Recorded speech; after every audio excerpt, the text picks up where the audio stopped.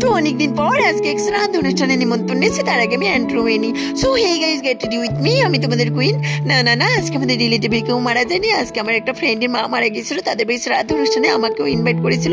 তো তার জন্য দেখো হালকা পাতলা পার্টি মেকআপ করে যাচ্ছিলাম। তার জন্য ফার্স্ট এই ড্রেসটা পরেছি, দেন মুখে লেগেছি toner and moisturiser and primer blend করার পর গাইস আমার হাতে ছিল না পাখা, তার জন্য দেখো আয়নাটা দিয়ে হাও করেছি অ্যান্ড কনসিলার তো অ্যাপ্লাই করতে হবে, যেহেতু এক্সের জন্য কান্না করে চোখে নিচে আমার ট্যান পড়ে গিয়েছে গাইস। দেন লাগিয়েছে আইব্রো তো করতে হবে, যেহেতু আমি শ্রাদ্ধ অনুষ্ঠানে যাচ্ছি গাইস, একটু সাজুগুজু করে না গেলে কি হয় বলো।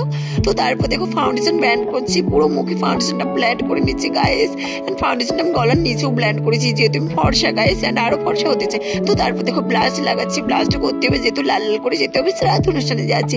অ্যান্ড কম্পাক্ট পাউডার লাগিয়েছি মেকআপটা সেট করার জন্য গাইস। তো পুরো মুখে কম্পাক্ট পাউডার লাগিয়ে নিয়েছি, যেহেতু হালকা পাতলা মেকআপ করছি গাইস।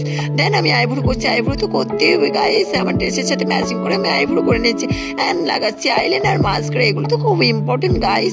তো দেখো হাইলাইটার করছি, হাইলাইটার তো করতেই হবে, যেহেতু আমি শ্রাদ্ধ অনুষ্ঠানে যাচ্ছি, মুখটা চকচক করতে হবে।